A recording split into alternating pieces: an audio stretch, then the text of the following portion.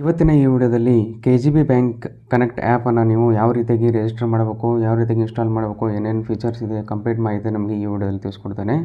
ಮೊದಲೇದಾಗಿ ಈ ಆ್ಯಪನ್ನು ಪ್ಲೇಸ್ಟೋರಿಂದ ಡೌನ್ಲೋಡ್ ಮಾಡ್ಕೋಬೇಕು. ಲಿಂಕನ್ನು ನಾನು ಡಿಸ್ಕ್ರಿಪ್ಷನ್ನಲ್ಲಿ ಕೊಟ್ಟಿರ್ತೇನೆ, ಅಲ್ಲಿಂದ ಹೋಗಿ ನೀವು ಡೌನ್ಲೋಡ್ ಮಾಡ್ಕೊಳ್ಳಿ. ಡೌನ್ಲೋಡ್ ಮಾಡೋಕ್ಕಿಂತ ಮುಂಚೆ ನೀವೇನು ಮಾಡಬೇಕಾಗುತ್ತೆ, ಒಂದು KGB ಬ್ರ್ಯಾಂಚ್ಗೆ ಹೋಗಿ ಅವ್ರಿಗೆ ನೀವು ಮೊಬೈಲ್ ಬ್ಯಾಂಕಿಂಗನ್ನು ಆ್ಯಕ್ಟಿವೇಷನ್ ಮಾಡಿಕೊಡಿ ಅಂತ ಹೇಳಿ ಅವರೊಂದು ಫಾರ್ಮ್ ಕೊಡ್ತಾರೆ, ಅದನ್ನು ಫಿಲಪ್ ಮಾಡಿಕೊಡಿ. ಅಲ್ಲಿ ಎರಡು ರೀತಿಯಾದ ಆಪ್ಷನ್ ಇರುತ್ತೆ. ನೀವು ಡೆಬಿಟ್ ಕಾರ್ಡ್ ಮುಖಾಂತರನೂ ಕೂಡ ಮಾಡ್ಬೋದು ಮತ್ತು ಆ್ಯಕ್ಟಿವೇಷನ್ ಕೋಡ್ ಕೂಡ ಮಾಡ್ಬೋದು. ಅದರ ಮುಂದೆ ನಿಮಗೆ ತಿಳಿಸ್ಕೊಡ್ತೇನೆ. ಮೊದಲನೇದಾಗಿ ಆ್ಯಪನ್ನು ಪ್ಲೇಸ್ಟೋರಿಂದ ಡೌನ್ಲೋಡ್ ಮಾಡಿಕೊಂಡು ಓಪನ್ ಮಾಡಿದ ನಂತರ ಈ ರೀತಿಯಾದ ಒಂದು ಇಂಟರ್ಫೇಸ್ ಇರುತ್ತೆ. ಅದಾದ ನಂತರ ಇಲ್ಲಿ ಸ್ಕಿಪ್ ಅಂತ ಇದೆಯಲ್ಲ, ಆ ಸ್ಕಿಪ್ ಮೇಲೆ ಕ್ಲಿಕ್ ಮಾಡಿದ ನಂತರ ಇಲ್ಲಿ ರಿಜಿಸ್ಟ್ರೇಷನನ್ನು ಮಾಡಬೇಕು. ರಿಜಿಸ್ಟರ್ಡ್ ಮೊಬೈಲ್ ನಂಬರ್ ಇಲ್ಲಿ ಡಿವೈಸ್ನಲ್ಲಿ ಇರಬೇಕು. ರಿಜಿಸ್ಟರ್ ಮೇಲೆ ಕ್ಲಿಕ್ ಮಾಡಿದ ನಂತರ ಇಲ್ಲಿ SMS ಕಳ್ಸೋಕ್ಕೆ ಪ್ರೊಸೀಡ್ ಅಂತ ಕ್ಲಿಕ್ ಮಾಡಿ. ಅದಾದ ನಂತರ ಇಲ್ಲಿ ಕನ್ಫರ್ಮ್ ಅಂತ ಕ್ಲಿಕ್ ಮಾಡಿ. ಕನ್ಫರ್ಮ್ ಮೇಲೆ ಕ್ಲಿಕ್ ಮಾಡಿದ ನಂತರ ನಿಮ್ಮ ಮೊಬೈಲಿನ ಒಂದು ಮೆಸೇಜ್ ಬಾಕ್ಸ್ ಓಪನ್ ಆಗುತ್ತೆ ಆಟೋಮೆಟಿಕಲಿ. ಅಲ್ಲಿ ಯಾವುದೇ ಫಿಲ್ ಆಗಿರುತ್ತೆ, ಇಲ್ಲಿ ಏನೂ ಚೇಂಜ್ ಮಾಡಬಾರ್ದು. ಇಲ್ಲಿ SMS ಸೆಂಡ್ ಅಂತ ಕ್ಲಿಕ್ ಮಾಡಿ. ಸೆಂಡ್ ಅಂತ ಕ್ಲಿಕ್ ಮಾಡಿದ ನಂತರ ಸ್ವಲ್ಪ ಹೊತ್ತು ವೇಟ್ ಮಾಡಿ. ಇಲ್ಲಿ ಇದು ಸೆಂಡ್ ಆಗಿರಬೇಕು. ಅದಾದ ನಂತರ ನಿಮ್ಮ ಆ್ಯಪ್ಗೆ ಬನ್ನಿ. ಮತ್ತೆ ಇಲ್ಲಿ ನೋಡ್ಬೋದು ಎಲ್ಲ ಹೋಮ್ ಪೇಜ್ಗೆ ಬಂದು ಇಲ್ಲಿ KGB ಕನೆಕ್ಟ್ ಆ್ಯಪ್ ಅಂತ ಇದೆಯಲ್ಲ ಅದಕ್ಕೆ ಬನ್ನಿ. ಬಂದ ನಂತರ ಇಲ್ಲಿ ನೋಡ್ಬೋದು ಆಟೋಮೆಟಿಕ್ಕಾಗಿ ಅದು ರಿಫ್ರೆಶ್ ಆಗಿ ನಿಮ್ಮ ರಿಜಿಸ್ಟರ್ಡ್ ಮೊಬೈಲ್ ನಂಬರ್ಗೆ ಒಂದು OTP ಬರುತ್ತೆ. ಅದು ತಾನಾಗೆ ತೊಗೊಳುತ್ತೆ, ನೀವು ಯಾವುದೇ ರೀತಿಯಾದ ಎಂಟರ್ ಮಾಡೋ ಅವಶ್ಯಕತೆ ಇಲ್ಲ. ಅದಾದ ನಂತರ ನೀವು ಇಲ್ಲಿ ಲಾಗಿನ್ ಪಾಸ್ಕೋಡ್ ಇದು ನೆನಪಿಟ್ಕೊಳ್ಳಿ. ಎರಡು ರೀತಿಯಾದ ಪಾಸ್ಕೋಡ್ ಬರುತ್ತೆ ಇಲ್ಲಿ, ಒಂದು MPIN ಮತ್ತು ಒಂದು ಪಾಸ್ಕೋಡು ಈಗ ಲಾಗಿನ್ ಆಗಲಿಕ್ಕೆ ಬೇಕು, ಅದನ್ನು ಸೆಟ್ ಮಾಡಿ. ಎರಡು ಕೂಡ ಸೇಮ್ ಇರಬೇಕು. ಎರಡು ಕೂಡ ಸೇಮ್ ಆದ ನಂತರ ಸ್ವಲ್ಪ ಹೊತ್ತು ವೇಟ್ ಮಾಡಿ. ಅದಾದ ನಂತರ ಇಲ್ಲಿ ನೋಡ್ಬೋದು ಪಾಸ್ಕೋಡ್ ಸಕ್ಸಸ್ಫುಲಿ ಕ್ರಿಯೇಟೆಡ್.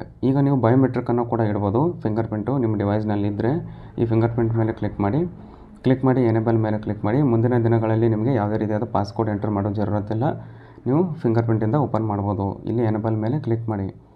ಯಾವಾಗ ನೀವು ಎನೇಬಲ್ ಮೇಲೆ ಕ್ಲಿಕ್ ಮಾಡಿದ್ರೋ ನಿಮ್ಮ ರಿಜಿಸ್ಟರ್ಡ್ ಮೊಬೈಲಲ್ಲಿರೋ ಒಂದು ಫಿಂಗರ್ ಪ್ರಿಂಟನ್ನು ನೀವು ಇಟ್ಟ ನಂತರ ಇಲ್ಲಿ ನೋಡ್ಬೋದು ಪಾಸ್ಕೋಡನ್ನು ಇದು ಫಸ್ಟ್ ಟೈಮ್ ಅಷ್ಟೇ ಕೇಳುತ್ತೆ. ಇದನ್ನು ಹಾಕಿದ ನಂತರ ಇಲ್ಲಿ ನೋಡ್ಬೋದು ಸಕ್ಸಸ್ಫುಲ್ಲಾಗಿ ಲಾಗಿನ್ ಆಗುತ್ತೆ ಮತ್ತು ನಿಮ್ಮ ಥಂಬ್ ಇಂಪ್ರೆಷನ್ ಕೂಡ ನೀವು ಫಿಂಗರ್ ಪ್ರಿಂಟಿಂದ ಓಪನ್ ಮಾಡ್ಬೋದು.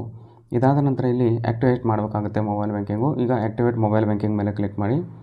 ಆ್ಯಕ್ಟಿವೇಟ್ ಮೊಬೈಲ್ ಬ್ಯಾಂಕಿಂಗ್ ಮೇಲೆ ಕ್ಲಿಕ್ ಮಾಡಿದ ನಂತರ ಇಲ್ಲಿ ಕೆಳಗಡೆ ಆ್ಯಕ್ಟಿವೇಟ್ ಮೊಬೈಲ್ ಬ್ಯಾಂಕಿಂಗ್ ಮೇಲೆ ಕ್ಲಿಕ್ ಮಾಡಿ. ಇಲ್ಲಿ ಡೆಬಿಟ್ ಕಾರ್ಡ್ ಮತ್ತು ಅಥವಾ ಆ್ಯಕ್ಟಿವೇಷನ್ ಕೊಡಬೇಕು, ಇಲ್ಲಿ ನಿಮಗೆ ತಿಳಿಸ್ಕೊಡ್ತೇನೆ. ಆ್ಯಕ್ಟಿವೇಟ್ ಅಂತ ಕ್ಲಿಕ್ ಮಾಡಿದ ನಂತರ ಇಲ್ಲಿ ನೋಡ್ಬೋದು ಇಲ್ಲಿ MPIN ಬೇಕು. ಈ MPIN ಎಲ್ಲೆಲ್ಲಿ ಯೂಸ್ ಆಗುತ್ತೆ ಅಂದರೆ, ನೀವು ಯಾವಾಗ ಲಾಗಿನ್ ಪಾಸ್ಕೋಡ್ ಹಾಕಿ ನೀವು ಈ ಆ್ಯಪನ್ನು ಓಪನ್ ಮಾಡ್ತೀರಲ್ಲ, ಓಪನ್ ಮಾಡಿದ ನಂತರ ಇಲ್ಲಿ ನೀವೇನಾದರೂ ಟ್ರಾನ್ಸಾಕ್ಷನ್ ಮಾಡ್ತಾಯಿದ್ರೆ, ಯಾವುದೇ ರೀತಿಯಾದ ಫಂಡ್ ಟ್ರಾನ್ಸ್ಫರ್ ಆಗಿರ್ಬೋದು, ಇನ್ನಿತರದ ಬ್ಯಾಂಕಿಂಗ್ ಟ್ರಾನ್ಸಾಕ್ಷನ್ಸ್ಗಳನ್ನು ಮಾಡ್ತಾಯಿದ್ರೆ ಆವಾಗ ಇದು MPIN ಬೇಕೇ ಬೇಕು. ಅದಕ್ಕಾಗಿ ಇದು ಸೆಟ್ ಮಾಡಬೇಕು. ಇಲ್ಲಿ ಸೆಟ್ ಮಾಡಿ. ಮತ್ತು ನಾನು ನಿಮ್ಗೆ ಇನ್ನೊಂದು ಹೇಳ್ತೇನೆ, ಇಲ್ಲಿ MPIN ಮತ್ತು ಪಾಸ್ಕೋಡು ಎರಡು ಕೂಡ ಸೇಮ್ ಆಗಿರೋದಿಲ್ಲ. ಲಾಗಿನ್ ಪಾಸ್ಕೋಡ್ ಏನು ಇಟ್ಟಿರ್ತೀರ ಅದು MPIN ಆಗಿರೋದಿಲ್ಲ, ಎರಡು ಸಪ್ರೇಟಾಗಿರಬೇಕು. ಬೇರೆ ಸಪ್ರೇಟ್ 6 ಡಿಜಿಟ್ MPIN ಹಾಕಿ ನೆನಪಿಟ್ಕೊಳ್ಳಿ ಅದನ್ನ, ಅಥವಾ ನೀವು ಎಲ್ಲಾದರೂ ನೋಟ್ ಮಾಡಿ ಇಟ್ಕೊಳ್ಳಿ. ಎರಡು ಸೇಮ್ ಆಗಿ ಎಂಟರ್ ಮಾಡಿದ ನಂತರ ಇಲ್ಲಿ ನೋಡೋದು MPIN ಕ್ರಿಯೇಟೆಡ್ ಸಕ್ಸಸ್ಫುಲಿ. ಈಗ ನಮಗೆ ಎರಡು ರೀತಿಯಾದ ಆಪ್ಷನ್ ಇದೆ. ಒಂದು ಡೆಬಿಟ್ ಕಾರ್ಡ್ ಇರಬೇಕು. ಡೆಬಿಟ್ ಕಾರ್ಡ್ ವಿತ್ ಪಿನ್ ಕೂಡ ಸೆಟ್ ಇರಬೇಕು. ಆ ಎಲ್ಲ ವಿಡಿಯೋಗಳ ಲಿಂಕನ್ನು ನಾನು ಡಿಸ್ಕ್ರಿಪ್ಷನಲ್ಲಿ ಕೊಟ್ಟಿರ್ತೇನೆ. ನಾನು ಹೇಗೆ ಡೆಬಿಟ್ ಕಾರ್ಡನ್ನು ತೊಗೋಬೇಕು, ಅದರ ಪಿನ್ ಕೂಡ ಹೇಗೆ ಸೆಟ್ ಮಾಡಬೇಕಂತ ಕಂಪ್ಲೀಟ್ ವಿಡಿಯೋಗಳನ್ನ ಮಾಡಿದ್ದೇನೆ, ನೀವು ನೋಡ್ಕೊಬೋದು. ಡಿಸ್ಕ್ರಿಪ್ಷನಲ್ಲಿ ಲಿಂಕ್ ಇರುತ್ತೆ. ಈಗ ಡೆಬಿಟ್ ಕಾರ್ಡ್ ಮುಖಾಂತರ ನಿಮಗೆ ತಿಳಿಸ್ಕೊಡ್ತೇನೆ. ಅದಕ್ಕಿಂತ ಮುಂಚೆ ಆ್ಯಕ್ಟಿವೇಷನ್ ಕೋಡ್ ಇದ್ದವ್ರು ಏನು ಮಾಡಬೇಕು, ನಾನು ಹೇಳಿದ್ದೆ ಮೊಬೈಲ್ ಬ್ಯಾಂಕಿಂಗಲ್ಲಿ ನೀವು ಬ್ರ್ಯಾಂಚ್ಗೆ ಹೋದಾಗ ನೀವು ಆ್ಯಕ್ಟಿವೇಷನ್ಗೆ ನೀವು ಅವ್ರಿಗೆ ರಿಕ್ವೆಸ್ಟ್ ಕೊಟ್ಟರೆ, ಅಲ್ಲಿ ನಿಮಗೆ ಡೆಬಿಟ್ ಕಾರ್ಡ್ ಇದ್ದರೆ ನಿಮಗೆ ಯಾವುದೇ ರೀತಿಯಾದ ಅವಶ್ಯಕತೆ ಇರೋದಿಲ್ಲ. ಆದರೆ ನೀವು ಆ್ಯಕ್ಟಿವೇಷನ್ ಕೋಡು ಅಂದರೆ ಡೆಬಿಟ್ ಕಾರ್ಡ್ ನಿಮ್ಮ ಹತ್ರ ಇಲ್ಲ, ನಾವು ಆ್ಯಕ್ಟಿವೇಷನ್ ಕೋಡ್ ಬ್ರ್ಯಾಂಚಿಂದ ತೊಗೋತೀರ ಅಂದರೆ ಅಲ್ಲಿ ಫಾರ್ಮ್ನಲ್ಲಿ ಒಂದು ಆ್ಯಕ್ಟಿವೇಷನ್ ಕೋಡ್ ಅಂತ ಇರುತ್ತೆ, ಅದನ್ನ ಟಿಕ್ ಮಾರ್ಕ್ ಮಾಡಿಕೊಡಿ. ನಿಮ್ಮ ರಿಜಿಸ್ಟರ್ಡ್ ಮೊಬೈಲ್ ನಂಬರ್ಗೆ ಅದು ಆ್ಯಕ್ಟಿವೇಷನ್ ಕೋಡ್ ನಿಮಗೆ ಬರುತ್ತೆ. ಆವಾಗ ನೀವೇನು ಮಾಡಬೇಕು, ಇಲ್ಲಿ ಆ್ಯಕ್ಟಿವೇಷನ್ ಕೋಡ್ ಮೇಲೆ ಕ್ಲಿಕ್ ಮಾಡಿದ ನಂತರ ಇಲ್ಲಿ ಓಕೆ ಮೇಲೆ ಕ್ಲಿಕ್ ಮಾಡಿ. ಇಲ್ಲಿ ನೋಡು ಅವ್ರು ಹೇಳಿದ್ದಾರೆ ಬ್ರ್ಯಾಂಚ್ನಲ್ಲಿ ಹೋಗಿ ಜನರೇಟ್ ಮಾಡಬೇಕಂತ ಹೇಳಿ. ನಾವು ಆಲ್ರೆಡಿ ಹೋಗಿ ನೀವು ಮಾಡಿದರೆ ನಿಮ್ಮ ರಿಜಿಸ್ಟರ್ಡ್ ಮೊಬೈಲ್ ನಂಬರ್ಗೆ ಬಂದಿರುತ್ತೆ ಅದು. ಆವಾಗ ನೀವು ಓಕೆ ಮೇಲೆ ಕ್ಲಿಕ್ ಮಾಡಿದ ನಂತರ ನೋಡೋದು ಆ್ಯಕ್ಟಿವೇಷನ್ ಕೋಡ್ ಇರುತ್ತೆ, X ಡಿಜಿಟ್ ಇರುತ್ತೆ. ಅದು ಒಂದು 9 ಡಿಜಿಟ್ ಆ್ಯಕ್ಟಿವೇಷನ್ ಕೋಡು ಮತ್ತು ಆಧಾರ್ ಕಾರ್ಡಿನ ಲಾಸ್ಟ್ 4 ಡಿಜಿಟ್ ನಂಬರ್ ಕೂಡ ಹಾಕಬೇಕು. ನೆಕ್ಸ್ಟ್ ಮೇಲೆ ಕ್ಲಿಕ್ ಮಾಡಿದ ನಂತರ ನಿಮಗೊಂದು OTP ಕೇಳುತ್ತೆ. ಹಾಗಾಗಿ ನೀವು ಅದನ್ನ ಸೆಟ್ ಮಾಡ್ಕೋಬೋದು. ಈಗ ನಾನು ಡೆಬಿಟ್ ಕಾರ್ಡ್ ಮೇಲೆ ತಿಳಿಸ್ಕೊಡ್ತೇನೆ, ಏಕೆಂದರೆ ಇದೊಂದು ಈಸಿ ಪ್ರೊಸೆಸ್ಸು. ಎಲ್ಲರ ಹತ್ರ ಡೆಬಿಟ್ ಕಾರ್ಡ್ ನಾರ್ಮಲಿ ಇರುತ್ತೆ. ಈಗ ಡೆಬಿಟ್ ಕಾರ್ಡ್ ಇಲ್ಲಾಂದರೆ ನೀವು ಅಪ್ಲೈ ಕೂಡ ಮಾಡ್ಬೋದು, ಅದು ಕೂಡ ಯೂಸ್ಫುಲ್ಲೇ ಆಗುತ್ತೆ ಮುಂದೆ ನಿಮಗೆ ಅಮೌಂಟ್ ಡೆಬಿಟ್ ಮಾಡಲಿಕ್ಕೆ. ಅದಕ್ಕೆ ನಾನು ಡೆಬಿಟ್ ಕಾರ್ಡ್ ಮೇಲೆ ಕ್ಲಿಕ್ ಮಾಡ್ತೇನೆ. ಡೆಬಿಟ್ ಕಾರ್ಡ್ ಮೇಲೆ ಕ್ಲಿಕ್ ಮಾಡಿದ ನಂತರ ಇಲ್ಲಿ ನೋಡ್ಬೋದು ಕಂಪ್ಲೀಟ್ 16 ಡಿಜಿಟ್ ಡೆಬಿಟ್ ಕಾರ್ಡ್ ನಂಬರನ್ನು ಹಾಕಿ. ಅದಾದ ನಂತರ ಇಲ್ಲಿ ಎಕ್ಸ್ಪೈರ್ ಡೇಟು ಮತ್ತು ಇಯರು 2 ಡಿಜಿಟ್ ಅಷ್ಟೇ ಹಾಕಬೇಕು, ಇಯರು. ಅದಾದ ನಂತರ ATM ಕಾರ್ಡ್ ಪಿನ್ನನ್ನು ನೀವು ಸೆಟ್ ಮಾಡಿರ್ತಾರಲ್ಲ ATM ಮಷಿನಲ್ಲಿ ವಿಡಿಯೋ ಮಾಡಿದ್ದೇನೆ ನೋಡ್ಬೋದು ನೀವು. ಆ ಪಿನ್ನನ್ನು ಹಾಕಿ ನೆಕ್ಸ್ಟ್ ಮೇಲೆ ಕ್ಲಿಕ್ ಮಾಡಿ. ಯಾವಾಗ ನೀವು ನೆಕ್ಸ್ಟ್ ಮೇಲೆ ಕ್ಲಿಕ್ ಮಾಡ್ತಾರೋ ಇಲ್ಲಿ ನೋಡೋದು your mobile banking service has been successfully activated. ನಾವು you can use all the features and services available in the app. ಈಗ ಏನು ಮಾಡ್ಬೇಕಂದ್ರೆ ಇಲ್ಲಿ ನೀವು ಬ್ಯಾಲೆನ್ಸ್ ಕೂಡ ನೋಡ್ಬೋದು. ಇಲ್ಲಿ ಒಂದು ಐ ಚಿತ್ರ ಇದೆಯಲ್ಲ ಅದ್ರ ಮೇಲೆ ಕ್ಲಿಕ್ ಮಾಡಿ. ಐ ಚಿತ್ರ ಮೇಲೆ ಕ್ಲಿಕ್ ಮಾಡಿದ ನಂತರ ಇಲ್ಲಿ ನೋಡ್ಬೋದು ನಮ್ಮದು ಬ್ಯಾಲೆನ್ಸು 1035 ರೂಪೀಸ್ ಇದೆ. ಅದನ್ನು ನೀವು ನೋಡ್ಬೋದು. ಈಗ ಮತ್ತೇನು ಆಪ್ಷನ್ ಇರುತ್ತೆ ಅಂದರೆ ಇಲ್ಲಿ ಮೈ ಅಕೌಂಟ್ಸ್ ಅಂತ ಇದೆಯಲ್ಲ ಅದ್ರ ಮೇಲೆ ಕ್ಲಿಕ್ ಮಾಡಿ. ಮೈ ಅಕೌಂಟ್ಸ್ನಲ್ಲಿ ನೋಡ್ಬೋದು ಇಲ್ಲಿ ಸ್ಟೇಟ್ಮೆಂಟ್ಗಳನ್ನು ಮತ್ತು ಎಲ್ಲ ಬ್ಯಾಲೆನ್ಸು ಎಲ್ಲವನ್ನು ನೀವು ಲೋನ್ಸು ಡೆಪಾಸಿಟ್ಸು ಎಲ್ಲವನ್ನು ಇಲ್ಲಿ ನೋಡ್ಬೋದು. ಈಗ ಹಿಸ್ಟ್ರಿ ಮೇಲೆ ಕ್ಲಿಕ್ ಮಾಡಿ. ಹಿಸ್ಟ್ರಿ ಮೇಲೆ ಕ್ಲಿಕ್ ಮಾಡಿದ ನಂತರ ನೀವು ಮೊಬೈಲ್ ಬ್ಯಾಂಕಿಂಗ್ನಲ್ಲಿ ಏನೇ ಟ್ರಾನ್ಸಾಕ್ಷನ್ ಮಾಡಿರ್ತಾರೋ ಅದು ತೋರಿಸುತ್ತೆ. ನಾನು ಮುಂದಿನ ವೀಡಿಯೋದಲ್ಲಿ ನಿಮಗೆ ಯಾವ ರೀತಿಯಾಗಿ ಒಂದು ಫಂಡ್ ಟ್ರಾನ್ಸ್ಫರನ್ನು ಮಾಡಬೇಕಂತ ನಿಮಗೆ ಮುಂದಿನ ವೀಡಿಯೋದಲ್ಲಿ ತಿಳಿಸ್ಕೊಡ್ತೇನೆ.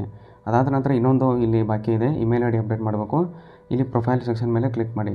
ಪ್ರೊಫೈಲ್ ಸೆಕ್ಷನ್ ಮೇಲೆ ಕ್ಲಿಕ್ ಮಾಡಿದ ನಂತರ ಇಲ್ಲಿ ನೋಡೋದು ನಮ್ಮ ಅಕೌಂಟಿಗೆ ಯಾವುದೇ ರೀತಿಯಾದ ಇಮೇಲ್ ಐ ಡಿ ಆ್ಯಡ್ ಇಲ್ಲ. ನೀವು ಬ್ಯಾಂಕ್ನಲ್ಲಿ ಏನಾದರೂ ಆ್ಯಡ್ ಮಾಡಿದರೆ ಇಲ್ಲಿ ತೋರಿಸುತ್ತೆ. ನಾನು ಯಾವುದೇ ರೀತಿಯಾಗಿ ಆ್ಯಡ್ ಮಾಡಿಲ್ಲ, ಅದಕ್ಕೆ ಈಗ ಆ್ಯಡ್ ಮಾಡಿ ತೋರಿಸ್ತೇನೆ. ಈಗ ಆ್ಯಡ್ ಮೇಲೆ ಕ್ಲಿಕ್ ಮಾಡಿ. ನೀವು ಫೋಟೋ ಕೂಡ ಹಾಕ್ಬೋದು ಇಲ್ಲಿ. ಈಗ ಇಮೇಲ್ ಐ ಡಿ ಆ್ಯಡ್ ಅಂತ ಕ್ಲಿಕ್ ಮಾಡ್ತೇನೆ. ಆ್ಯಡ್ ಅಂತ ಕ್ಲಿಕ್ ಮಾಡಿದ ನಂತರ ಇಲ್ಲಿ ನೋಡೋದು ಇಮೇಲ್ ಐ ಡಿ ಮತ್ತು ಅದೇ ಸೇಮ್ ಇಮೇಲ್ ಐ ಡಿ ಇನ್ನೊಮ್ಮೆ ಹಾಕಿದ ನಂತರ ಇಲ್ಲಿ ಪ್ರೊಸೀಡ್ ಮೇಲೆ ಕ್ಲಿಕ್ ಮಾಡಿ. ಯಾವಾಗ ನೀವು ಪ್ರೊಸೀಡ್ ಮೇಲೆ ಕ್ಲಿಕ್ ಮಾಡ್ತಾರೋ ನೀವು ಯಾವ ಇಮೇಲ್ ಐ ಡಿಗೆ ನೀವು ಮೇಲ್ ಐ ಡಿ ಹಾಕಿರ್ತಾರಲ್ಲ ಆ ಇಮೇಲ್ ಐ ಡಿಗೆ ಒಂದು ಒ ಟಿ ಪಿ ಬಂದಿರುತ್ತೆ.